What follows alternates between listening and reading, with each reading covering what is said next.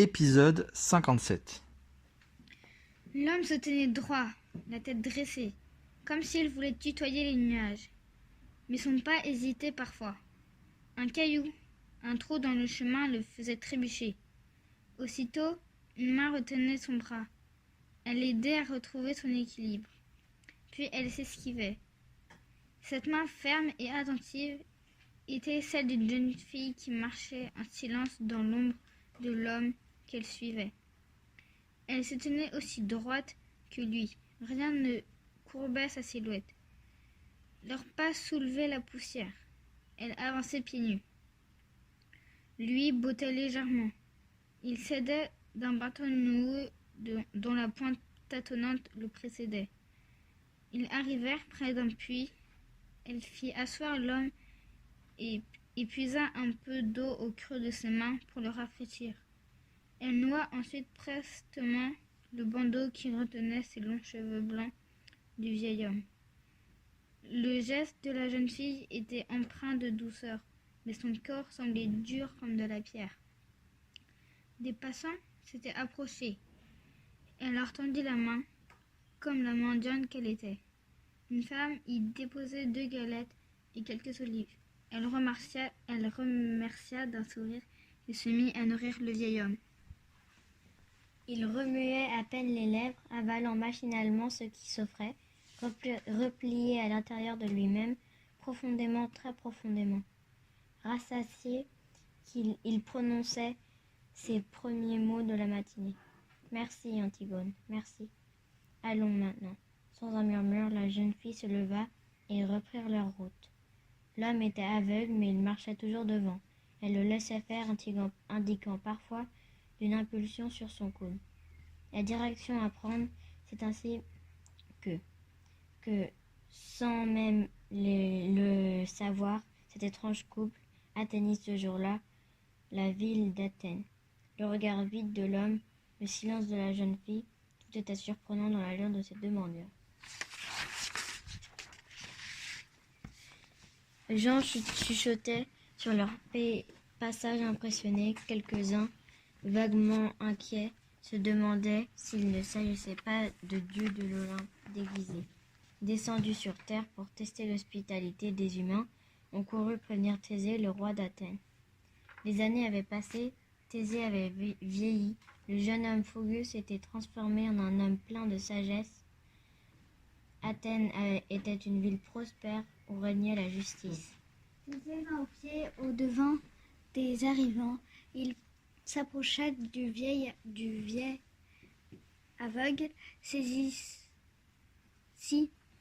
de ses 2 mains sans réfléchir davantage, s'inclina respectueux devant lui. Que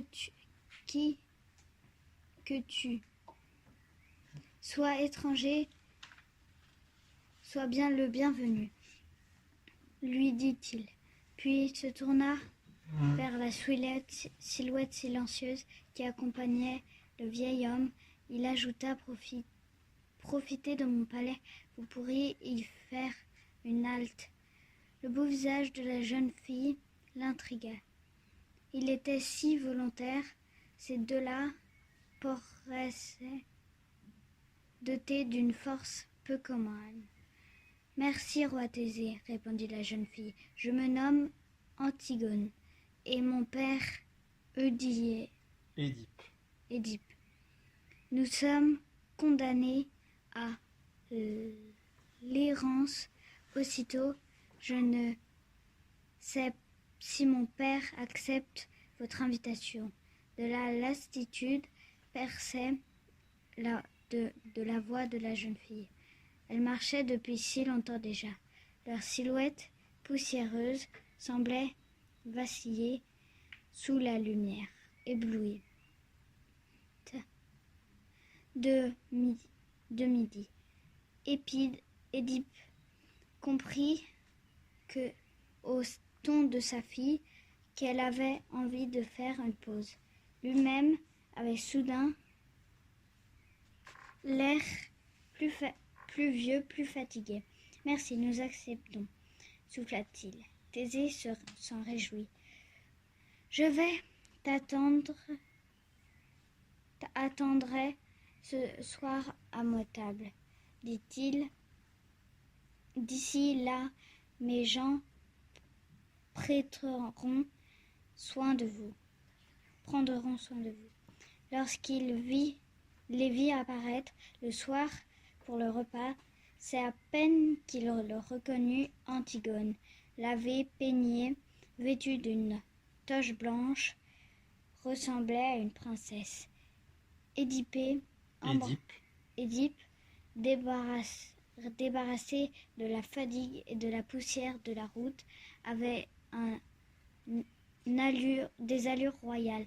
Thésée était intrigué par le curieux visiteur, mais la politesse lui interdisait de le questionner.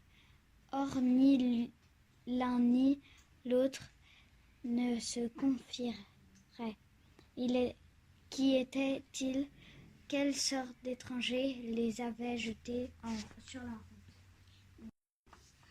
Dans la nuit, Thésée décida d'en savoir plus. Il rendit visite au devin Tirésias. Celui-ci avait quitté sa grotte de Thèbes pour une caverne non loin d'Athènes. Cela faisait bien longtemps que Thésée n'était pas venu voir le devin. « Cherches-tu des nouvelles de ton cousin ?» demanda malicieusement Tirésias, un peu confus au souvenir de sa naïveté. Passé Thésée balbutia. « Non, mais j'ai accueilli d'étranges visiteurs, et si je brûle de découvrir leur histoire ?» Tirésias préparait déjà le breuvage vert et amer quand Thésée prononça le nom d'Édipe. Le devin sursauta, un troublant agita les doigts. J'ai été mêlé à la vie de cet homme, murmura Tirésias. Et la plus terrible des histoires. Je ne suis pas sûr que ce soit une bonne idée de retourner dans le passé pour y aller. Thésée insista. Le devin soupira. Il lui confia une petite fiole emplie du breuvage vert. Cette potion te permettra d'accélérer le temps selon ton désir, lui dit-il. Bois-en une gorgée et tu pourras voyager dans le passé ou revenir ici. Pars le seul pouvoir de ta volonté, mais n'oublie jamais qu'il t'est interdit d'intervenir sur ce qui va se dérouler. Tu n'es que le spectateur du passé. Tu ne peux rien dire ou faire pour en modifier le cours.